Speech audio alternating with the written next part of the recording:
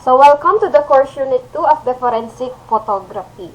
So, the topics for today we have is the historical development of forensic photography, the basic concepts and principles in photography, the many uses of photography in police-related works, and the legal foundations of photography as evidence. So, as I go along with this discussion, tuloy-tuloy ko na lang para agad tayong matapos. And you have any questions, please raise your hand. Okay? Don't hesitate to raise your hand or use the chat box so we can entertain your questions. So, photography. So, what comes into your mind ba when we say photography? Diba? Ano ba ang pumapasok sa utak nyo kapag sinabi natin photography? Art na. Art? Ano pa? Ma'am, nagpipicture. Nagpipicture. Science. What is it, Simon? Science po, ma'am. Science. Okay. I mean, art. Okay. So, photography is an art, Sorry. science, or a process which deals with the production of images through the action of light upon sensitized materials with the aid of camera and its accessories and the chemical processes involved therein. So, ang photography pwedeng maging art, pwedeng maging science, or pwedeng maging process. So, in literal sense, photography is derivative of two Greek words which is phos, which means light, and graphia, meaning to write. So, in other words, in photography, it is possible to write by means of light. So, ibig sabihin, behind the idea of the photography is the light. So, we are writing with the light. Yun po talaga ang ibig sabihin ng photography. So, ibig sabihin po ba, ma'am, we cannot take pictures without light? Yes. Okay. Paano po tayo nakakuha ng image in total darkness? So, meron techniques dyan, okay, na pag-aaralan natin next meeting. So, photography is an art. So, paano kaya siya naging art? So, photography is an art. Photography is the skill of reproducing images of beautiful things. Paano ba naging art? Kapag sinabi nating artist, may talento, di ba? Pag sinabi nating art, maganda, okay? Paano nagiging art ang photography? For example, okay, nagpipicturean kayo ng dalawang mong kaibigan, okay, or yung kahit isang mong kaibigan. Kapag tinitake mo yung picture niya, kinukuhan mo siya ng picture, napakaganda, napaka-instagrammable. Talagang parang professional photographer ka. Pero kapag siya ang kukuha ng letrato mo, naranasan nyo ba yon? Yung blurred, kung hindi ka blurred, Yes, ma'am. pangit ang background o so whatever. So, ito kaya yung sinasabi na photography is an art. Kasi lahat, okay? Lahat ba kayong mag-take ng pictures? Yes, di ba? Kasi open lang ang cellphone, lagay ang camera app, i-click ang shutter, nakakuha ka ng photo. Pero hindi lahat ng tao has the ability or skill na tinatawag natin, di ba? Or skill na tinatawag natin para mag-produce ng magandang images. Di ba? Ay, hindi, ma'am. Art din kaya yung tinikong photo sa kanya kahit blurred. Abstract yun, ma'am. Di ba? So, hindi po, okay. When I say photography is an art, it requires skills and ability to produce beautiful things or images of the beautiful things. Kaya niya sinabi na photography is an art because not everyone has the talent or has the skill or ability to produce a beautiful images. So, sino kaya yung mga soon photographer dito talaga? So, photography is a science naman. So, photography deals on producing images by studying the combined actions of what? Light rays, light-sensitive materials, the mechanical device, and chemicals. So, ma'am, ibig sabihin ba ito yung elements ng photography as a science? Yes. So, through the actions of these four elements, makakapagkuha tayo ng photograph or makakaproduce tayo ng photograph. So, the elements of photography, light. Yan. We have two types of light, the natural and artificial. When we say natural, ito yung mga, alin? The light coming from the sun, moon, insects, or sometimes animals. Ibig sabihin, binigay na yan ng iba, hindi ginagawa ng tao. Kapag man-made, ang light, it is considered as artificial. Ano yung mga example nito? Bulb, diba? Fluorescent, ring light. Gustong-gusto nyo ang ring light, diba? Next, we have sensitized materials. Ma'am, ano ba yung sensitized materials? Dito nagdo-drawing si light. Parang ganito, yung light yung pen natin. Tapos, si sensitized materials, yung paper natin. Ano ba yung sensitized materials, ma'am?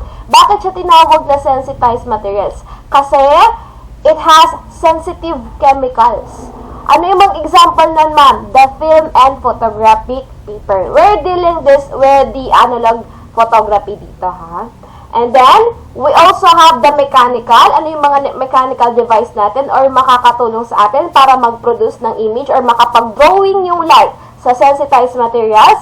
It is in the use of the camera or the mechanical device with its accessories and enlarger machine or contact printer. So, enlarger machine and contact printer, these are the things that we use in producing images in photographic printing. Then, we also have the chemical. Ano yung mga chemical na yun, ma'am? Ito yung ginagamit natin. Kumbaga sa digital photography, ito na yung pang-print ng mga inks nyo. Sa chemical naman, okay, in analog camera or analog photography, we use chemicals, the different chemicals like developer, stop bath, and fixer to produce the images para lumabas yung image sa film, para lumabas yung image sa mismong photographic paper. So, these are the elements of photography. That is why it is considered photography is a science. And the last one, photography is a process because photography involves capturing images. Pag sinabi nating process, this is a step-by-step procedures. So, by letting the light react, diba? Magre-react yung light saan? Sa sensitized surface of the film, and then with the aid of the camera and the chemical process involved therein. So, sunod-sunod kasi to, kaya niya sinabing process.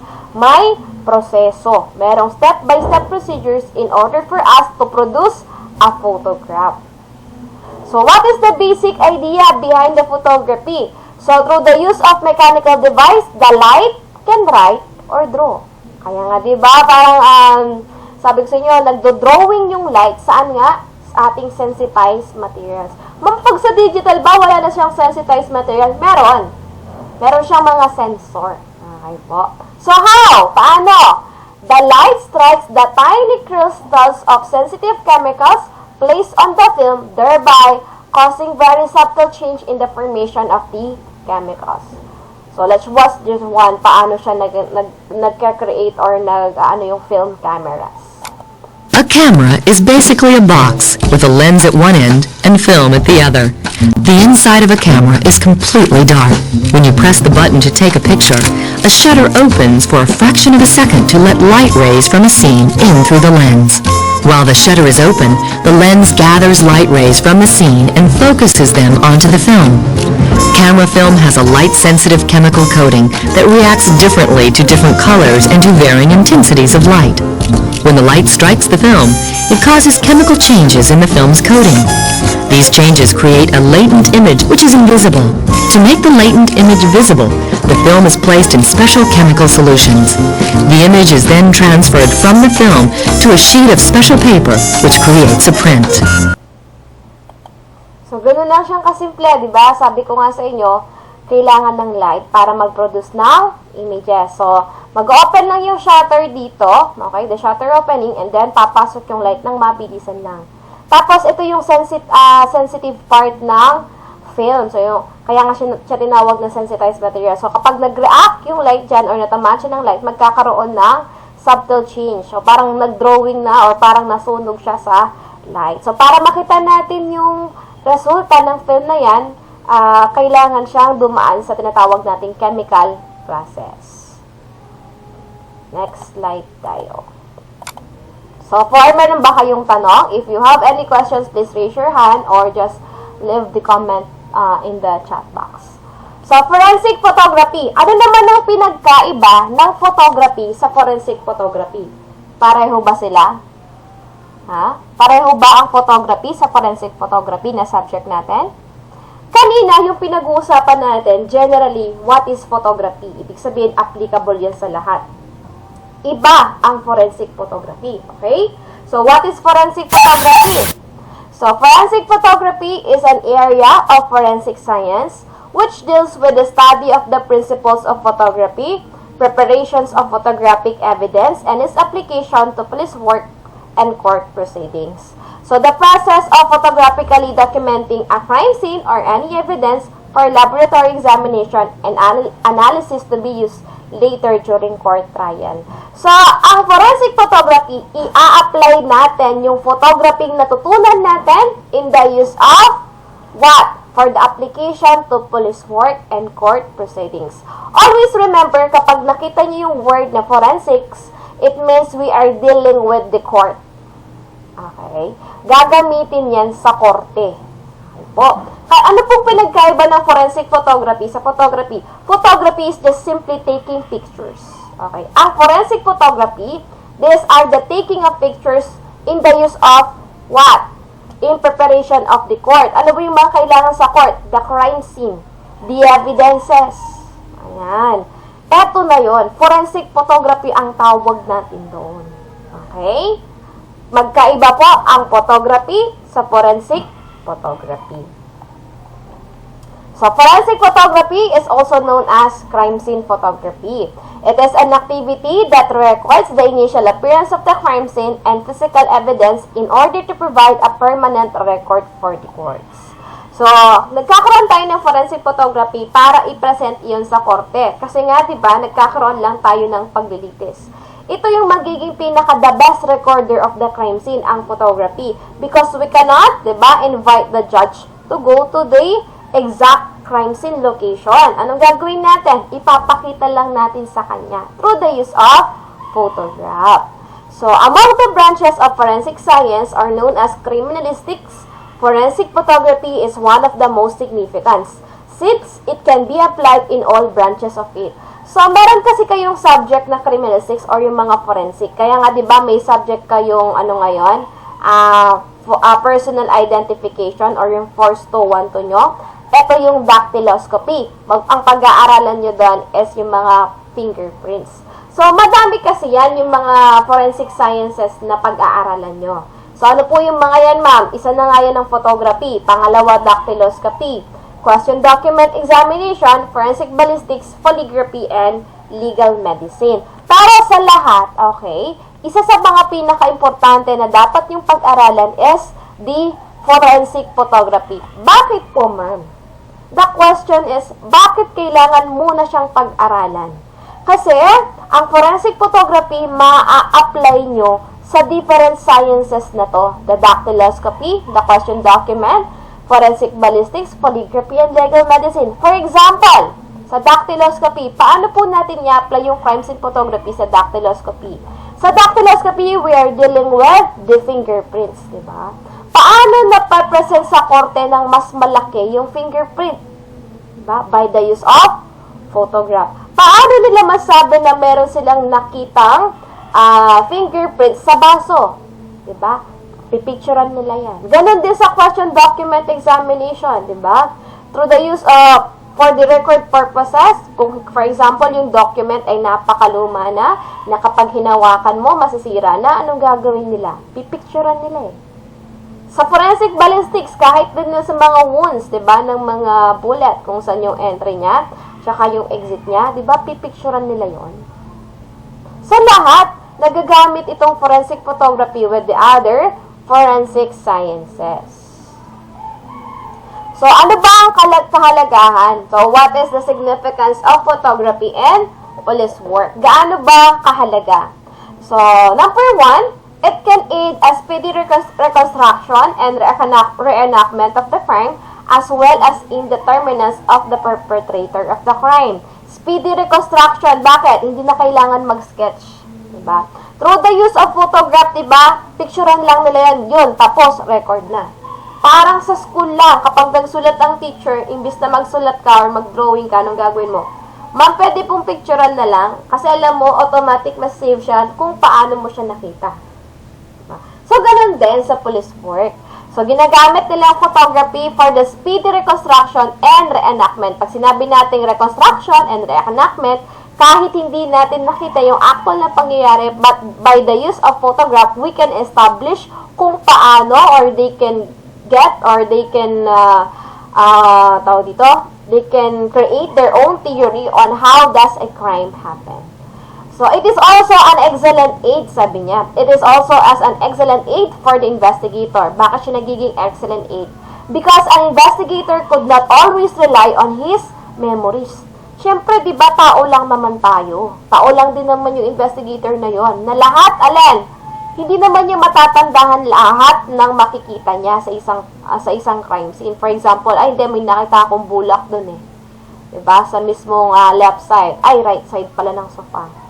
So, because an investigator could not always rely on his memories and therefore need an artificial recorder for him to remember all the things and facts that he had investigated, especially if it required an accurate description of the subject or object. Kaya nila ginagamit ang photography. Alin? Because it serves as a permanent record.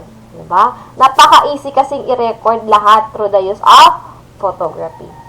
So, the photograph of the crime scene is the factual record of an incident. So, by photographing the crime, the place, time, and event can be captured in a single photograph or series of shots. Diba? Through the use of photography, na-record na natin kung saan nangyari yon, by place, diba? Na anong oras, kasi diba may settings naman ng camera at saka details, anong oras mo nakuhanan yan. The event, syempre, kung ano talaga ang nangyari doon sa mismong crime scene. So, ibig sabihin po ba, if we need to preserve the evidences, okay, the best way to preserve the evidences is by use of photography. Lalo na kapag yung evidence natin ay nabubulok. For example, dugo. Diba? Paano natin mape-preserve ang dugo? Ang dugo ba natutuyo, nasisira? Yes. Anong gagawin mo? Diba, pipicturean mo. Lalo na siguro yung dead body, no? Yung ating cadaver. Hindi naman for a lifetime, yun na yung uulit-ulitin mo as evidence. Anong gagawin mo para hindi masira yung, for example, saan siya binaril, ganyan, pipicturean mo, diba? Na-preserve ba? Yes. Kaya nga, the best way to preserve the evidence is through the use of photography. So, in short, sabi niya, a photograph of the crime scene is capable of catching and preserving the place, space, time, and event. So, paano? A photograph preserves the place of commission, or kung saan nangyari ang crime scene. The place of commission is known in Latin as locus criminis, where specifically did the incident happen. So, a photograph preserves the time. When was the crime committed? Kailan, diba? Nalaman, discovered, at kailan na-investigahan. So, when was the evidence found and recovered? A photograph preserves the event. Yes. What is the nature and the character of the crime? Anong nangyari dyan? What specifically took place during the crime? Ano ba talagang nangyari? What specific operations? Anong ginawang investigations ng mga police at the crime scene? So, it preserves the event. So, again, a photograph can preserve yung three: the space or the place, the time, and the last one is event. Next, photograph as evidence. Nagagamit ba na ang photograph as evidence in court? The answer is yes. Okay, dalawa yan ha. Pwede siyang real evidence or documentary evidence. Pero bago tayo pumunta kay documentary and real evidence, ito muna. A photograph is a silent witness. Pag sinabi nating silent witness, what comes into your mind? Bakit siya sinabing silent witness? Pag sinabi natin silent, di ba, hindi nagsasalita. Pero bakit siya witness? Meron bang witness na hindi nagsasalita? Di ba? Sige nga, anyone?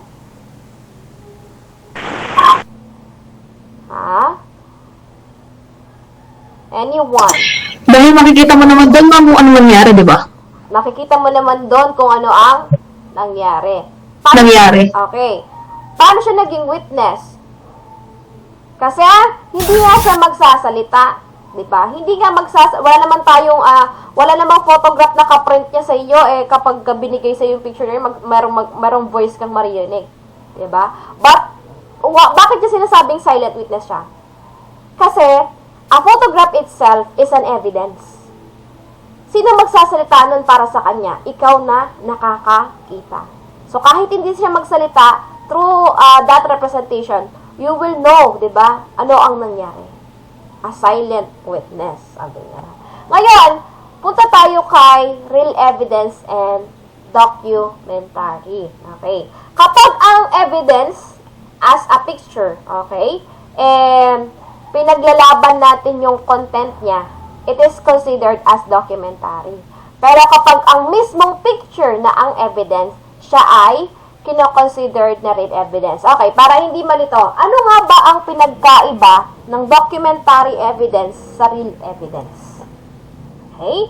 Pag sinabi nating documentary, we're talking about a type of evidence wherein the contents itself yung pinoprove natin. For example, nagbigay ka ng notebook, tapos ang pinapaprove mo doon is yung mga nakasulat doon sa mismong notebook. Yung mga facts na nakasulat doon sa mismong notebook, yung pinapatunayan mo sa kanila. Is it considered as documentary evidence? Kasi content. Paano yung real evidence, ma'am? Ano naman yung mga example ng real evidence? Ang mga real evidence, ito yung mga physical or object evidence. For example, dinala mo sa korte yung baril na ginamit or the crime weapon. That is a real evidence. Ibig sabihin, yung mismong actual na ginamit in crime scene. Ito yung mga real evidence. For example, yung ballpen na ginamit niya. Ayan. Yung cellphone, yung pera. That is real evidence. So, sabi natin dito, okay, a photograph can be a real evidence or sometimes documentary. So, sabi dito, when a document is presented to prove its existence or condition, not its contents, it is offered not as documentary but as a real evidence. Nakakaintindihan ba tayo? Bigyan ko kayo ng example. For example, may picture ka ng lola mo. Ganito ang nangyari. Namatay yung pinakamayaman na lola dito sa Pilipinas. Ang sabi niya, okay, bago siya mamatay, yung tunay kong apo, nasa kanya yung picture ko nung baby pa ako. So, sobrang luma na yon, diba? Ngayon, hahanapin ka nila. Gusto mong patunayan yan na ikaw yung sinasabing apo ng lola na namatay. So, nasa iyo yung picture na lumang-luma. Diba? Kapag pinasa mo sa korte yung picture na lumang-luma, anong kinakount niya? Documentary or real evidence? Documentary? Documentary, ma'am. Documentary? Real evidence, ma'am, kasi dinala niya yung picture sa court. Ha? Real? Real Evidence po. Real evidence? Bakit? Kasi yun talaga yung mismong evidence na kailangan, di ba? Tama hindi? Kasi di ba yun yung hinahanap na ebidensya, yung mismong picture na, luma? Pero, ito, for example, kasi yung picture na luma na yon, talagang kapag hinawakan mo, masisira. So, yung ginawa mo, pina-frame mo yan. Ngayon, hindi mo naman madala-dala yung frame. So, ang gagawin mo, pinicturean mo yung picture ng lola mo. Tapos, yun ang sinend mo sa korte. Ano yon? Documentary or real? Documentary. Documentary. Bakit? Kasi ang pinapatunayan natin, ayun, may picture po ako ng lolo ko. Doon sa picture na yon, ang pinapatunayan mo, nandun yung ebidensya. Naiintindihan nyo na yan, anong pinagkaiba? Paano nagiging documentary or real evidence ang isang photograph? Kapag picture itself is an evidence, yun mismo yung nagginawit na evidence or kailangan na evidence, that is real evidence. Parang katumbas siya ng crime weapon, katumbas siya ng mga or anything na evidences, that is a real evidence, physical or object evidence. Pero kapag ang pinapakita mong evidence, okay, is a photograph of an evidence, that is documentary. For example, diba? Kanwari yung pinto. Sabihin na natin merong forcible entry or may naganap na pagnanakaw. Siyempre, ikaw, dadalhin mo ba yung buong pinto sa korte? Hindi, di ba? So, ano gagawin nila? Pipicturean nila yung mga forcible entry dun sa mismo pinto. Anong tawag sa evidence na yon? Documentary or real? Documentary. Pero kapag dinala mo yung pinto sa loob ng korte, that is real evidence. Diba? Napakadali lang. So, ganun din. Kapag mismong picture ang evidence, that is real evidence. Pero kapag pinapatunayan mo na yung ebidensya ay pinicturean mo lang, ibig sabihin, nasa content ng picture na yun, that is documentary evidence. Sabi nga niya, a document may be considered a real or object evidence, depending upon its purpose. So, ganun sa photographs, depende sa purpose niya. So, physical evidence is the evidence of the highest order. It speaks more eloquently than 100 witnesses. So, sa physical evidence, ito na yung mga pinaka-highest form of evidence. So, hanggat maaari, physical evidence sana ang pinapresent sa korte. But, there are certain things kasi na hindi mo talaga madadala sa loob ng korte. Lalo na kung malaki yung ebidensya or decaying. For example, yung pinaka-ebidensya is yung dead body or cadaver. Dadalhin mo ba yung dead body or cadaver sa loob ng korte? Hindi, diba? Anong gagawin mo? Pipicturean mo na lang. So, where testimonies conflict, the physical evidence is important in the determination of the truth. So, before we start with the historical development of photography, kindly open your cameras first. Okay, open the camera. Tumayo muna. Okay, tayo muna kayo dyan. Kasi yung iba nakahiga, kaya walang natututunan, di ba? Natutulog pa ang utak. 8:30 na, alas 9 na. Tayo muna, tayo. Hindi ba din nakaupo, ma'am? Hindi. Meron bang nakatayong nakaupo? Ha? Sabi ko, tayo. Wala pa akong nakitang ganon yung nakatayong nakaupo. Tayo. Tayo muna. Kasi inaantok yung iba eh. Open the cameras. Tayo. Okay? Hindi pa tutulog eh. Patutog na kasi. Okay, tayo. And then, jump 3 times. Ang hindi ko nakitang tumalon dyan, sorry kayo ha. Ipikik ko kayo dito. At the count of 3, 2, 1, jump! Jump! Jump! Yung iba nagja-jump lang sa mismong kama. Isa pa, jump! Okay? Yung iba naman ang ginagawa nila. Nagja-jump yung mismong phone. Ginagalaw lang para kanwari gumagalaw yung ulo. Okay, higaw ko!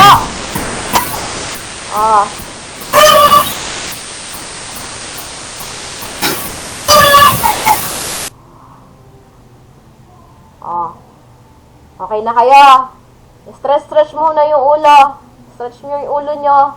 Kasi, ang nangyari, medyo mahaba-haba itong photography. Okay? Mahaba-haba itong historical development of photography. Bawal lang tulog dito. Bawal. Okay? So, wag na kayong humiga-higa pa kasi wala yan sa netiquette natin. Okay, so let's start. So, historical development of photography. Ma'am, history. Diba? Nakakaantok yan, ma'am. Bakit kailangan nating pag-aralan si history? Always remember, a story without history is a shallow story. Parang sa mga bebe nyo. Papayag ba kayo na hindi nyo alam kung saan siya nagmula? Diba? Kapag ang isang tao, nasa inyo, pero hindi mo alam kung saan siya nagmula, mababaw ang pinagsasamahan nyo. Hindi mo naman kasi i-judge kung ano yung past niya diba? Gusto mo lang malaman. Ang importante yung present. Pero kailangan malaman mo din yung past. Para alam mo kung bakit siya ganyan ngayon. Para alam mo bakit, okay, kaya pala ganito ka na ngayon. Okay? Ano nga bang pinagdaanan mo? Kapag yan na-share yan ng loved ones mo sa'yo, Ibig sabihin, matatag na kayo. Pwedeng tumatag ang relasyon nyo or mas masyado ng malalim ang pinagsasamahan nyo. Kaya nga sabi ko, a story without history is a shallow story. Diba? Parang ganun din sa pagmamahal nyo. So, ganun din sa photography. Diba? Gusto nyo ba na alam nyo lang na simpleng camera, hindi mo na alamin saan ba tayo nagmula? Diba? Mas magandang alamin saan ba nagsimula talaga yung photography? Paano ba tayo nag-start? Di ba kayo naku-curious ano yung itsura ng ating unang camera? Okay, ito yun. So, the word photography came from two Greek words that means phos and graphos, which means writing with light. Again, phos means light and graphos means the write. Kaya sinabi niya, writing with light. So, the first time the word photography was used was in the year 1839. So, 1839 pa lang dumating yung photography or natawag nating the birth of photography. This was coined by Sir John Herschel. Okay, ito siya. Mas gwapo pa yata siya sa inyo eh. Tignan nyo.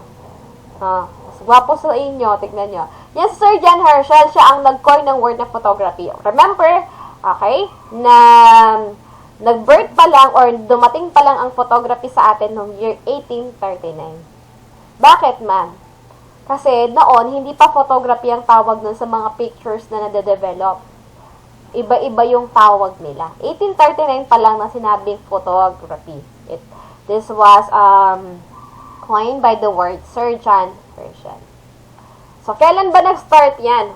Listen carefully kasi kailangan nyo itong malaman dahil ito yung activity number 1 nyo. Lab activity number 1 nyo. So, the Chinese were the first people that we know of to write about the basic idea of the pinhole camera or camera obscura. Kasi talaga naman yung mga Chinese matatalino eh, no? Lahat na di-discover nila. So, the Chinese were the first people that we know of to write about the basic idea of pinhole camera or camera obscura. Nakikita nyo ba yung picture na yan? Okay? Yung picture na yan, ganyan po kalaki ang camera natin noon. Isang buong room.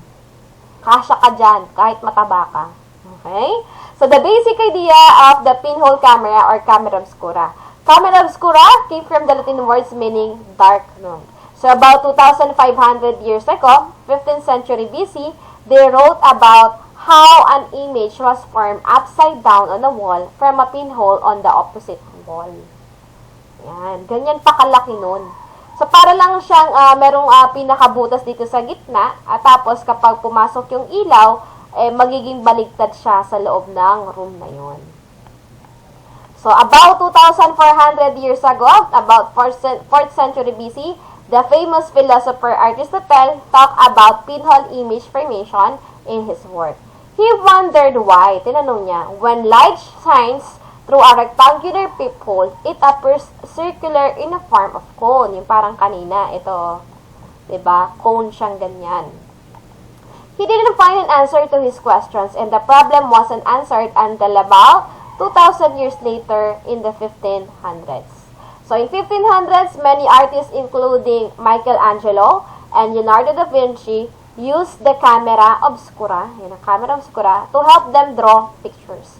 Again sabihin ko, to help them draw pictures. Ibig sabihin, ma'am, dinodrawing po yung mga pictures noon?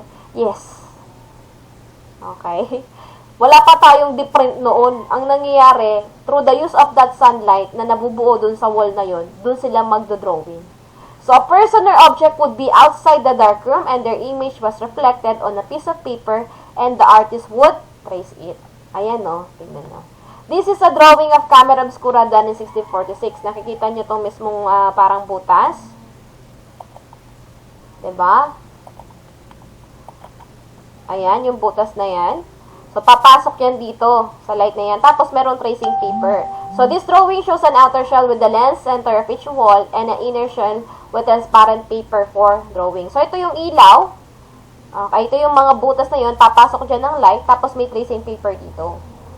Ayan. Tapos, dito papasok yung tao. Nakita nyo sa ilalim. The artist needed to enter the trapdoor in the bottom. Papasok siya dyan at magdo-drawing. Dino-drawing po yung pictures natin noon. Yan. Through the use of light. Kaya nga, diba, sabi niya, drawing with light. That is photography. You need to draw with the use of light. So, camera obscura was made portable by the year 1700s. Yan. Tingnan nyo. Naging maliit na siya. So, hindi ka nakasya dyan. Lalo na kung mataba ka. So, the camera obscura was made portable by 1700s by putting it in a box with a pinhole on one side, ito, and a glass screen on the other side, ito yung gagawin nyo mamaya, ha. And light coming through this pinhole projected an image at the glass screen. So, ito yung pinaka-pinhole, papasok yan dyan sa mismong pinaka-glass, and then magre-reflect yan sa taas. Yung pinagdodrawingan ng taong to, yan yung tinatawag nating tracing paper. So, the light coming through this pinhole projected an image into the glass where the artist could easily trace it by hand. So, idodrawingan lang yan ng mismong ating, itong lalaking to. So, artists soon discovered that they could obtain an even sharper image by using a small lens in a place of the pinhole. Ayan. So, that is the portable camera obscura. So, watch this one. Pinhole camera, and paano ba siya nag-start? A pinhole camera. A pinhole camera is a cardboard box that has a small hole on one side. A very small amount of light from an object in front of the pinhole camera passes through the small hole and gets projected onto a photographic screen at the other end of the cardboard box. The image shown would be inverted on the other end. That is because of a small hole, commonly called as the aperture, allows only a minimum amount of light to pass through. Construction of a pinhole camera. Take a small cardboard box and make minute pinhole on one side. Cover the opposite end of the cardboard with a photography paper or film paper. A small part of the cardboard can be used as a shutter. Cover the cardboard box on the outside, the sheet of tin foil or tin aluminium or a brass sheet. If any part of the cardboard is punched with holes, then you can cover it up. This is a construction of a simple pinhole camera. Yan. So, ganun na simpleng pinhole camera. Pero hindi ganun yung papagawa ko sa inyo. Yung papagawa ko sa inyo yung merong the use of mirror and magnifying glass para mas maganda siya. Next slide tayo. Ayan. So, in 1727, a German professor named Johann Heinrich Schultz observed that silver salts, okay, silver salts darken when exposed to light. Using this information, did not occur to him that invention required the talents of later generation of scientists. So, this is Mr. Johann Heinrich Schultz. So, this was a German professor. Sino mas pogi sa inyo? Okay? Diba? Ito yung naka-dread hair siya eh. Yun yung dread hair noong araw. Okay? Di, kapag nakita mo ganyan ng buhok nung mga picture noon, nung mga tao noon, ibig sabihin professor sila, matatalino sila. Ang layo naman.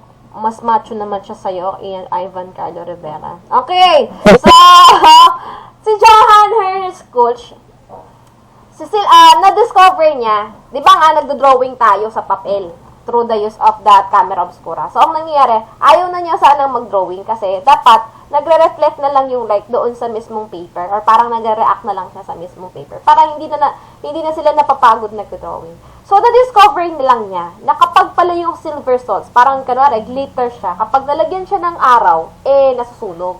Or parang nagda-darken siya over time. Pero hindi niya yung nagamit sa camera. Sino ang gumamit sa camera nung na-discover niya yan? Yan. Si Thomas Wedgwood. Yan, diba? Napakatangos ng ilong pero napapanot na siya. So, in 1800s, a young English chemist, Thomas Wedgwood, was making sun pictures. Ayan. By placing the leaves on the leather that he had treated with silver salts. Isipin niyo yun. Diba? Leaves pa at saka leather ang ginamit noon. So, by placing leaves on the leather that he had treated with silver salts. So, yung leaves nilagyan niya ng silver salts. Tapos nilagay niya sa leather. But he couldn't find a way to stop the darkening action of the light. And his leaf images faded into the blackness. So, sabi nila, ang nagiging problema kasi, nagre-react nga yung light. So, hindi na niya kailangan mag-drawing sa tracing paper, no? Basta tinutok mo siya doon kapag yung camera obscura, yung mismong paper doon, nilagyan mo ng ating silver salts, ibig sabihin, hindi mo na kailangan mag-drawing pa. Ito yung mga sensitive chemicals na, okay? Sensitive chemicals, kaya sensitized materials. So, sabi nila, for the birth of photography to happen, two key discoveries were still needed. Ano yun? A way to combine light-sensitive material with a camera obscura and a device and a way to make an image permanent. Kasi ang nangyayari, ang problema nun sa silver salts, kapag nilagay mo siya, okay, na-expose na nga siya sa light, edi magkakaroon ng drawing. For example, na-drawing siya ng W. Okay? Pero habang tumatagal, kapag nilabas mo na yung plate na yan, or yung mismong paper na yan, kapag habang tumatagal na meron siyang nalalagyan siya ng liwanag, ang nangyayari, nasusunog na rin yung ibang parts ng paper. Kaya ang nangyayari, it will darken over time. So, parang maglalas lang yung photograph mo for a day, ganyan, or parang siguro a month lang. Kasi nga, nasusunog din siya. So, nung si Joseph Nice Fornips, the first to produce a permanent photograph. Kasi nga, di ba dito, nawawala din. Okay? So, parang dumaan lang siya. Parang mga pag-ibig nyo, dumaan lang, tapos nawawala din. So, sino ang kauna-unahang taong gumawa ng first permanent photograph? So, the first to produce permanent photograph was Joseph Nice Fornips. So, in 1822, on a metal plate, ibig sabihin, metal plate pa ha, hindi po photographic paper ang gamit natin noon. Yung kanina, leather. Ito naman, metal plate. He coated with bitumen. Kanina, ang ginagamit nila, silver salts. Nung kay Joseph Nice Fornips, palitan natin silver salts kasi pangit habang tumatagal, umiitim ng umiitim. Ano ang gagamitin natin? Sabi niya, dapat bitumen. Ayan. So, he uses bitumen. Kaya nagkaroon tayo ng first permanent photograph, yung hindi nawawala. Okay? Tapos, ang tawag sa kanya nun, hindi pa po photograph. Anong tawag sa kanila? Heliographs. So, you just imagine kung ganito pa rin yung mga photos natin, ang tawag natin ay heliographs. Diba?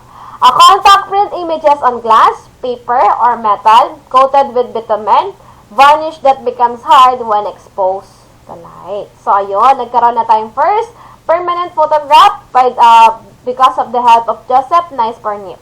Ayan. So, si Nips, ayan, began sharing his findings with Louis Jacques de Guerrilla. So, shinare niya yung learning niya sa kaibigan niya. Ito, si Paring de Guerrilla. Yung kamukha niya sa inyo. Yan pa lang yata yung kamukha mo, Ivan Carlo Rivera. Okay? So, si Paring de Guerrilla, ayan, sabi niya, Nips, sabi ni Nips, Paring de Guerrilla, ito yung na-discover ko. Kapag pala nilalagyan mo ng bitumen yung metal plate, tapos yun ang lalagyan mo sa camera obscura, nagiging permanent na yung photograph.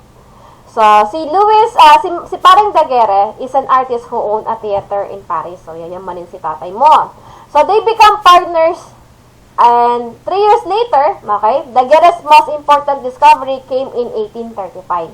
Kaso, patay na si Nips noon, yung kaibigan niya. So, after nag-share ng knowledge itong si Nips, naging magkaibigan sila nito, ni de Guerrilla. Kaso nga lang, nung merong na-discover kasi itong si Paring de Guerrilla, meron siyang na-discover. Kaso, nung na-discover na yon, namatay na si Nips. Ano ba yung na-discover ni de Guerrilla? Ano nga ulit yung ginagamit ni Joseph Nips? Bitumen, di ba?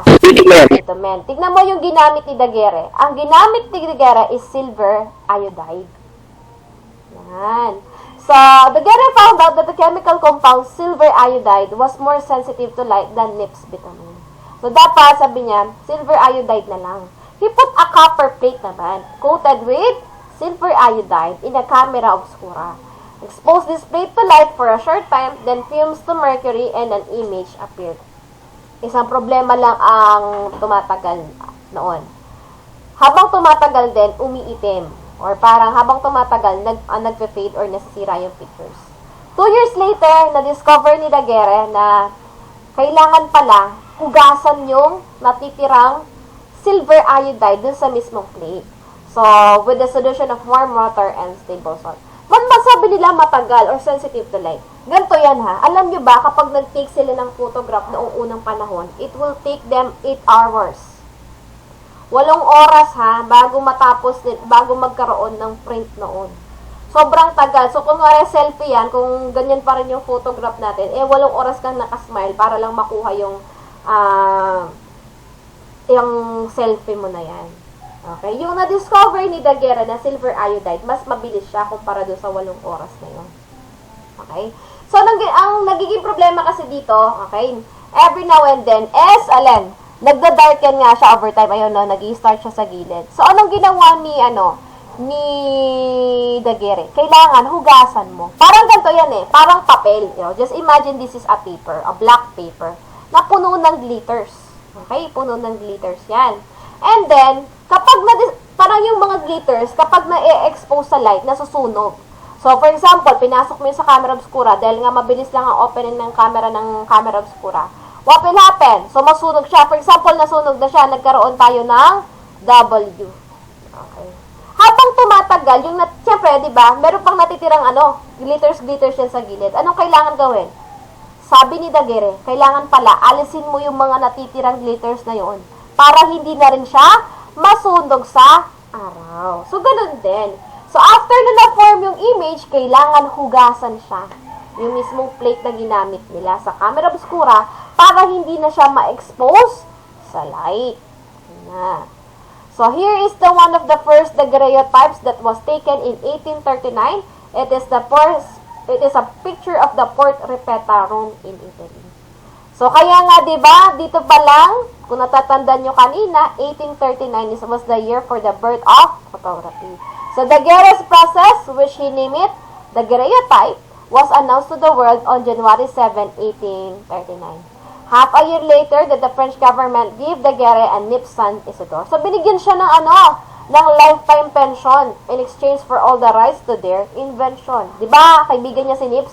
Kasi kung di naman sinare yun ni Nips sa kanya, hindi malalaman yun ni Daguerre. So, anong nangyari?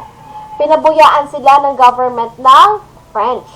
Anong binigay sa kanila? Lifetime pension. Diba? Paano yung kay Nips, ma'am, patay na siya? Yung anak niya, si Isidore, siya yung pinabuyaan. So, the daguerreotype was to become the France gift to the world. Kung hindi yan na-discover ni Daguerre, wala tayong photograph. Ayan. 3 weeks later after Daguerre's announcement, an English amateur scientist, William Henry Fox-Talbot, nag-aalsa siya. I was the first, sabi ni William Henry Fox-Talbot. Hindi naman ikaw talaga yung naunang nakaimbento niyan eh. Sabi niya ganyan. Ako talaga yung unang nakaimbento niyan. Pinaglalaban niya. Yung si Lolo mo Talbot na stress nakakalaban na siya yung nauna. So, kaya wala na siyang buko dyan. So, he read about the daguerreotype and realized that this invention was a lot like his own unpublicized process. Ang problema kasi kay Talbot, okay, pinaglalaban niya, hindi naman niya sinasa publiko. Ito kasi, pinaglalaban niya, kaya niyang isa publiko, kaya niyang sabihin sa public. So, ito, hindi niya kasi pinpublic kaya yan.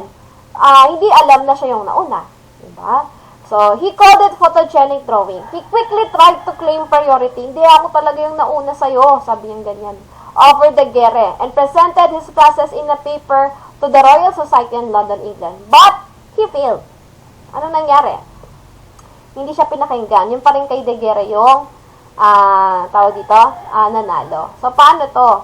So, in Talbot's process, he first coated a sheet of drawing paper with the chemical compound silver chloride. Ano nga yung ginamit ni parang Daguerre? Silver iodide. Diba silver iodide yung ginagamit ni parang Daguerre? Look. Silver iodide. Ano naman ang ginamit ni parang Talbot? He made use of silver chloride. So, he put it in the camera obscura where it produced an image with the tones reversed, a negative. He then placed the negative against another coated sheet of paper to produce a positive image. Talbot did not find a way to make the image permanent. So, until a month after Daguerre's announcement, but his process later improved and renamed it as the calotype. So, kung si Daguerre merong daguerreotype, siya tawag niya calotype. This is the basis for most modern film technology which relies on negatives to produce many positive films. Ang kinagandahan kasi ng ginawa nung kay Talbot, okay, modern film ang ginawa niya kasi dalawang negatives, a negative on a negative. So, di ba itong mga kinadagere, lalagyan nila yung, for example, papel. Ayan. So, yung papel na yun, lalagyan nila ng silver, anong ginamit niya? Iodide. So, kapag na-print na yung picture doon, yun na yun. One-time print lang. Para siyang, Polaroid. Diba? One-time print lang. Yung kay Talbot, sa kanya, yung negative na na-produce nun, ng mismong isang camera obscura, pwede mo yung i-print sa parang ididikit mo siya sa another paper. Okay? So, ibig sabihin, kapag nadikit mo siya sa another paper, pwede mo siyang idikit sa another paper ulit. So, ibig sabihin, ito na yung mga madami ng pieces or nagkaroon na ng duplication of images. Yung kay Guerrilla kasi, one-time print lang eh. Isang plate, tapos yun na yun, tapos na. Pero yung kay Talbot, isang print ng negative, tapos pwede kang mag-print ng madaming beses na paulit-ulit. Pwede mo siyang i-photocopy. Ayan. Ang tawag nung kay Talbot ay calotype. So, dahil hindi naman siya nadalo dun sa French government, ano na lang ang ginawa sa kanya? William Henry Fox Talbot was considered as the father of modern photography. Kasi nga, di ba, pwede mo na siyang ulitin. As he invented the calotype, which produces a negative picture on a paper, the light on image was recorded as dark and dark as light. So, in 1851, magaling si pare mong Talbot. Okay? Kaso nga lang, hindi siya na-recognize noon. Kasi, hindi kasi siya nagsalita eh. So, he also demonstrated the possibility of flash photography by using bright electric spark. So, to get a sharp image of moving objects. Talino ni pare mong Talbot na. Yan. Because of the few problems of Talbot, dahil nga masyadong komplikado yung kay Talbot, ayaw nilang pangkilikin. Kasi masyado siyang komplikado eh, di ba? Because of the few problems of Talbot's process, the daguerreotype was the method of photography that first took the world by storm. Mas tinangkilik nila yung kay parang daguerre, yung daguerreotype. So, with improvements, the daguerreotype quickly proved a great way to make portraits of people. Ayan.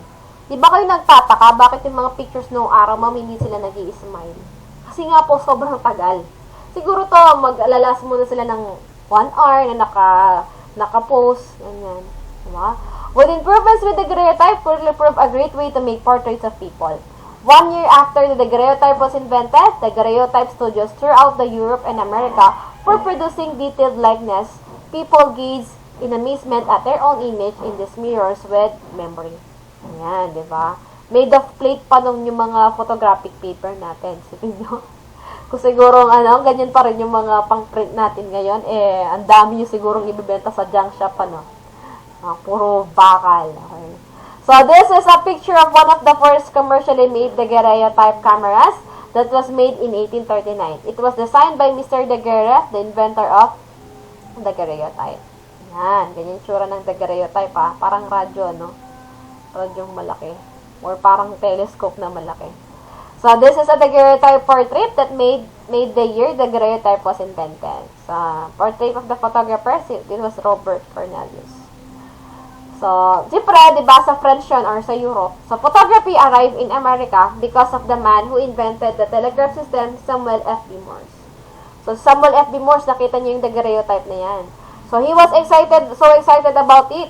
He saw a demonstration of daguerreotype in Paris and returned to America and spread the news. Daguerreotypes remained popular in America into the 1850s long after European photographers had switched to the improved process developed from Talbot positive negative method. So, itong si madaldal na Samuel Morse, okay, na-amaze talaga siya dun sa daguerreotype. So, anong nangyari?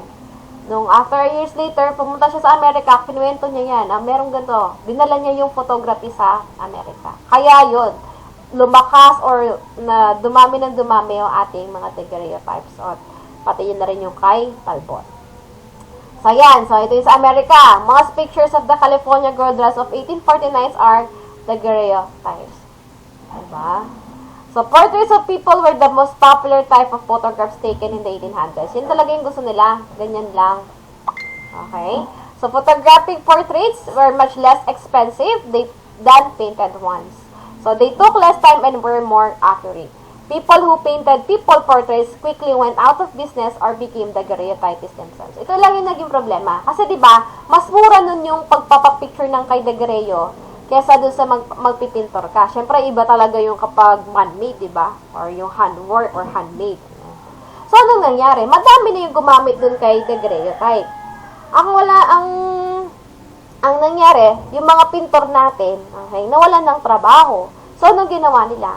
Kung hindi sila nag-stop sa pagiging pintor, yung iba naman, pumunta or naging daguerreotypist na lang din. Sila lang din yung nag-a-adapt na mag-picture. Ayan. So, another improvement, ayan, noong 1851 naman, si English photographer Frederick Scott Archer, meron din siyang naibento. He invented a wet plate process called collodion. This was like Talbot's, parang yung kay Talbot na isang negative and then more positive prints. But the negatives were made of smooth glass instead of paper. So this produced a sharper images and lasted longer than paper, so it was easier to produce many paper prints from one glass negative. Ayan. So collodion naman nakalagay sa glass. Another less expensive process naman na meron silang na-discover was the tintype. Ang ginamit naman nila dito is iron plate instead of glass plate. So, during the Civil War, tintypes were the type of photography that was used the most. So, tintype photographers often worked from the back of horse-drawn wagons, photographing pioneer families and the Union soldiers. Ayan. Noong mga panahon na tintype ang uso nun, okay, parang ano lang yung cellphone, di ba, na nag-upgrade. So, nung tintype na ang uso na asa camera nun, ayan, ang pinipicture nila is yung Civil War sa Amerika. Ayan. Civil War. So, the Civil War in America was the first war to be thoroughly recorded by photography. So, American photographer Matthew Brady saw the importance of documenting the conflict at its beginning and organized a team of photographers to cover different battlefronts. So, ayan, na-cover na yung mga different battlefronts by the use of this one. So, two of Matthew Brady's employees went on to and become the best-known photographers of the American West. Timothy O. Sullivan and Andrew J. Russell. They produced large prints of spectacular land farms people of the West. Ayan. So, after ng war, ang pinicturean naman nila is yung mga tanawin. Ayan, diba? So, photographers holded large cameras, tripods, and portable darkrooms all over the world. So, nung naisip nila na pwede tayong mag-photograph ng ganyan. So, they photographed India, China, and Japan. People were eager to see what this far-off countries look like. So, isipin nyo, isa sa mga magandang birth ng or gives sa atin ng birth of photography is we are able to see the things that we cannot go. Di ba? Parang hindi natin pwedeng mapuntahan. For example, China. Nakikita mo kung ano nasa China, nakikita mo kung ano nasa Korea, kahit hindi ka nakapunta doon. Because of the photography. So, ayan. Ginagamit nila yung photography noon para mag-document. Katulad niyan, celebration yan ng dalawang to produce na locomotives or yung mga railroads. Tapos, darating na yung ating birth of motion pictures. So, what is the birth of motion pictures? Pag sinabi natin motion pictures, ito yung mga gumagalaw. Okay. Video na po, ma'am. Video na tayo. Okay? So, Leland Stanford unwittingly started a chain of events that contributed to the development of motion pictures. Ito si Leland Stanford. Mukha siyang tatalino, no? So, to settle a wager, okay, regarding the position of trotting horse legs, he sent Edward Muybridge, a British photographer who had recently been acclaimed for his photographs of Yosemite. So, sinend niya si Edward Muybridge, sabi niya. Although Muybridge initially considered the task impossible, he made history when he arranged 12 cameras alongside a racetrack. So, nangyari, naglagay siya ng 12 cameras para mapicturean yung moving horse. Yan. So, each was fitted with a shutter working at a speed of claim less than the 2,000 part of a second. So, strings attached to the electric switches were stretched across the track, so the horse rushing past breasted the strings and broke them one after the other. The shutters were released by an electromagnetic control and a series of negatives. Okay. So, nangyari, nag-set siya ng 12 camera. So, para ma-produce or makuhanan ng picture itong mga pagtakbo ng kabayo sa isang racetrack, ang ginawa niya, bawat maapakan ng kabayo habang tumatakbo siya na string, napuputol niya yung string na yon, tapos yun ang mag-shit sa or magkakaroon ng click doon sa ating camera para makuhanan yung kabayo. So, ayan, moving yan. So, though photographs were hardly more than silhouettes, they clearly showed that the feet of the horse were all off the ground at one pace of the gallop. Ayan, no. Moreover, to surprise the world, the feet were bunched together under the belly. Ayan. And none of the horses photographed showed the hobby horse attitude or the front leg stretched forward and hind legs backward. So traditional in painting. Ayan, nakita din nila na mali yung sa painting. Okay? Nakita nila yon. So the photos were widely published in America and Europe. Alam niyo tong zoetrope na to? Ayan. So there is a Scientific American printed 18 drawings from Muybridge photographs on the first page of October 19, 1878 issue. So readers were invited to paste the pictures ito tawag nating sa popular term na zoetrope. What is a zoetrope? A precursor of motion picture. It was an open drum with the slits inside. Ito, yung mga slits, butas, ibig sabihin, mounted horizontally on a spin so it could be twirled. Drawings showing successive phases of actions places inside the drum and viewed through the slits were seen one after the other so quickly the images merged in the mind to produce the illusion of motion. Parang alam mo yan, alam niyo yung binibili yung papel na may drawing, yung maliliit na papel, yung, di ba, batang umiihi yun, na kapag nilipat mo yung papel ng ganyan, di ba? Pag nilipat mo yung papel, para siyang gumagalaw. Naglaro ba kayo ng ganon? Yes, ma'am. O, yun. Ganon din yung sa zoetrope. So, pag naman tinitingnan mo siya, nakadikit yan, hindi mo na kailangan ilipat-lipat yung papel na yon. So, yan, nakalagay yan, nakapaste yung picture sa loob ng drum. Tapos, paiikutin mo siya. Kapag umiikot siya, pag tumitingin ka doon sa maliliit na slit, okay, para siyang gumagalaw. So, doon na nag-start yung ating motion pictures. Ayan. Yung mga video. So, in 1880, using a similar technique with a device, he named it as zoogyroscope or zoopratoscope. Muybridge projected his pictures on the screens at the California School of Fine Arts of San Francisco. Motion pictures were born. So, parang dyan nag-start na yung mga pang-video. Kaya nga, diba, sa mga sinehan noon, kahit i-search nyo pa kung paano yung pag-present ng movie sa noong unang panahon, malaking film yan. Hindi naman yun yung soft copy lang. Malaking film yan na pinapaikot sa likod ng projector ng mabilisan. Tapos, mukha silang gumagalaw. Yan lang nangyari dyan. And then, syempre, Kodak cameras. Ayan na. Nadasnan nyo ba to, yung Kodak camera? Yes, ma'am. Ayan, the Kodak, diba? The Kodak camera, George Eastman was only 24 years old when he set up his Eastman Dry Plate Company in New York. That is the Kodak cameras. So, in 1880, the first half-tone photograph appeared in a daily newspaper. In 1888, he introduced the first Kodak camera that cost $25. Mahal po yun noon pero ngayon mababa na lang $25. It had the 20-foot roll of paper enough for 100 pictures already put in it. So to get the film developed, so once nagamit nyo na yung 20-foot roll na yon, ang mangyari, para ma-develop yung mga pictures na yan, papadala mo ulit yung camera mo yan sa company niya, tapos magbabayad ka ng $10. Yan. 1 year later, an improved Kodak camera with a roll of film instead of 20-foot roll of paper appeared. So, dahil nga mahal yung $25 noon, siguro it will cost $100,000 noon, Mr. Eastman wanted everybody to be able to take photographs. So, anong ginawa niya? He worked hard to develop a camera that everybody could afford to buy para lahat magkaroon ng camera. Parang ito ng mga, kumbaga sa cellphone, Android phone, ito na yung mas pinamurang cellphone ngayon. So, he did it in 1900s. It was the Kodak Brownie box roll film camera that will cost $1 only. Now, everyone could take photograph, not just those professional photographers. Ayan na. Ito yung Kodak Brownie, oh. Ganyan siya kalaki. Tapos, ganyan yung mga photograph na naproduce niya. A photograph taken with a Brownie camera. Notice how the photograph is round, just like the opening in the camera. Ayan, oh. Kasi ganyan yung pinaka-lens niya. So, color photographs. So, from black and white, nagkakaroon na tayo ng color photographs. Mahirap ang color photographs noon.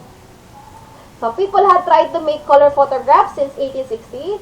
It wasn't until 1906 that the film sensitive to all colors, called panchromatic film, was produced. You had to take 3 separate negatives. Ibig sabihin, 3 negatives pa pagpapatungin nyo para lang magkaroon ng kulay ang inyong mga photograph.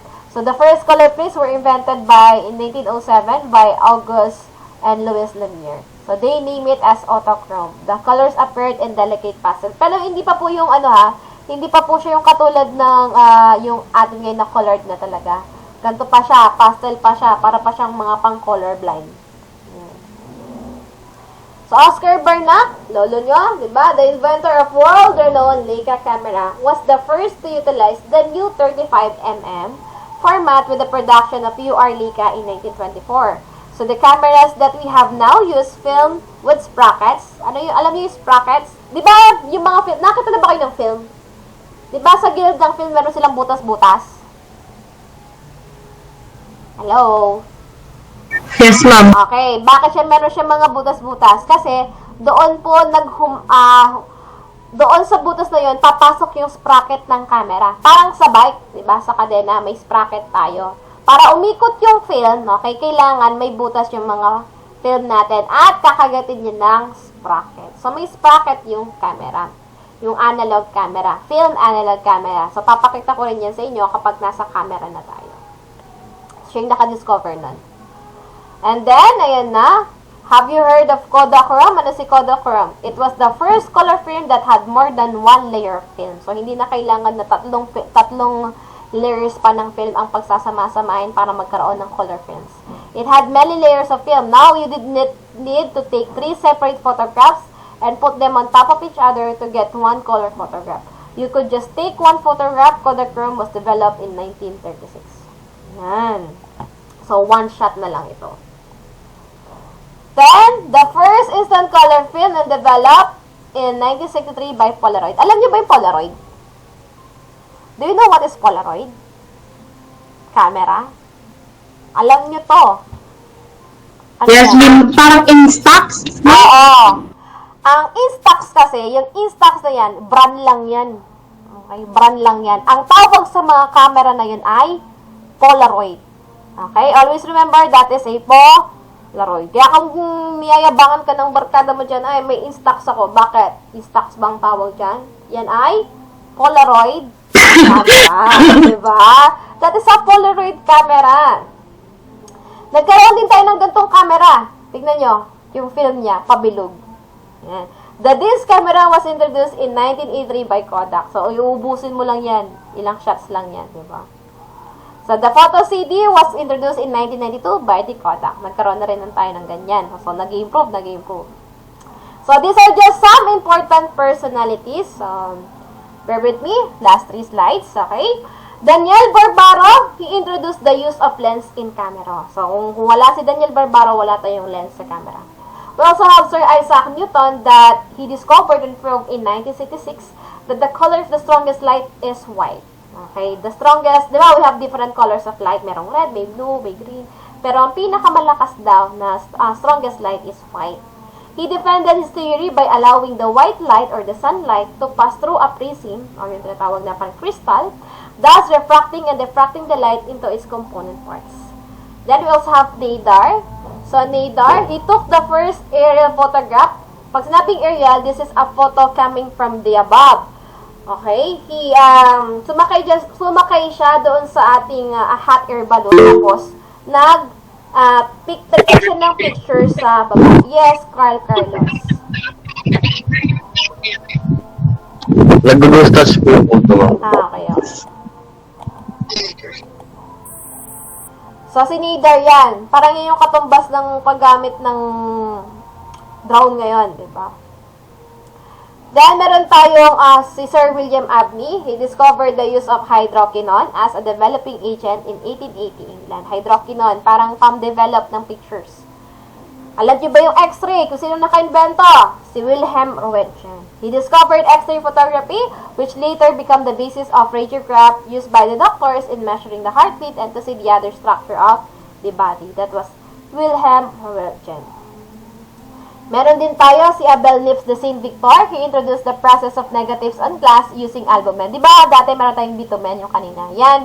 Si Louis Desiree Blanchard Everett and Abel Nips de Saint Victor, they use naman albumen. Iba-iba. Dahil si Adalbert, ito yung pinakamahalaga sa kanila. Si Adalbert ang responsible, okay? He was the first who advocates the use of photography in criminal identification. Dito, kasi dati ang pinag-uusapan natin sa photography kung paano mag-take ng photograph. pero hindi nila ginagamit ang photography sa crime scene, di ba? So, because of this adult birth, so siya ang nakauna-unahang, ba't hindi natin gamitin ang photography saan? Sa crime scene documentation. So, early photographs of accused. So, hindi pa sa crime scene nun ang gamit ng, ng photography. Ginamit pa lang yan sa mga mugshot. Alam niyo ba yung mugshot? Ito yung nagpapapicture ka kapag may kasalanan ka. Yung sa likod nyo, merong yung height nyo, ganyan, di ba? Yung suka. Tapos, meron kang hawak na puting, board, tapos nandun yung pangalan mo, yung kaso mo, age mo. Yan. So, ganun pa lang ang ginagamit ang photography noon. Sa mugshot tayo nag-start. So, that was advocated by Mr. Odolbert. Then also, Alphonse Bertillon. Si Alphonse Bertillon naman, ang focus niyan is anthropometry or yung measurements in the body. So, ginamit din niya yung photography noon. So, by the use of photography, pwede nating ma-preserve yung body measurements, diba? Tama naman si Alphonse Bertillon. So, yan, diba? Unti-unti, ginagamit na natin yung photography or kagandahan ng photography sa crime scene. Then, you also have Victor Bartazard. He developed a method of photographic comparison of bullets. O yan, di ba? In-apply din yung photography sa mga bullets. Kasi di ba ang lilit lang ng bullets? So, ano gagawin yan? I-magnify nila by the use of the photography. Edwin H. Land. Si Edwin H. Land po ang nag-imbento ng tinatawag natin Polaroid camera or yung Instax camera nyo ngayon. And the last one, we have Thomas Sutton. Sino ba si Thomas Sutton? He invented the first single lens reflex camera. Ano yun, ma'am? Yung single lens reflex camera na na-invento niya. Yan po yung SLR. Diba? Ngayon, alam niyo na ang ibig sabihin ng SLR. DSLR. Ang yabang-yabang. Akala ko sorry late reply, ma'am. Sorry, late reply. Pwede rin yun, okay? Pwede rin yun. Pero kapag ang pinag-uusapan natin na yung camera, SLR. Okay? Yun yan. DSLR. Ibig sabihin po ba, ma'am, merong analog ng camera? Yes, meron pong analog na SLR. Okay? Kaya lang siya sinabing single lens reflex kasi isang lens lang siya. Isang lens lang na gagamitin. Okay, na pwedeng pagdudugtungin. Kasi merong mga dalawa dual lens reflex, ganyan. Pero ang ginagamit natin ng kadalasan ngayon, modern, is single lens reflex camera. Kaya kung sinasabi ng kaibigan nyo, may DSLR ako bro, bakit alam mo ibig sabihin ng DSLR? Sa kanya. DSLR ka ng DSLR, di mo lang ibig sabihin ng DSLR. What is SLR? Single lens reflex. Sabihin mo din kasi, meron din akong SLR, kaso film nga lang. Diba? Pero at least SLR din. So, that is it. So, do you have any questions? Wala na po, ma'am. If wala na, then I will just stop this recorder.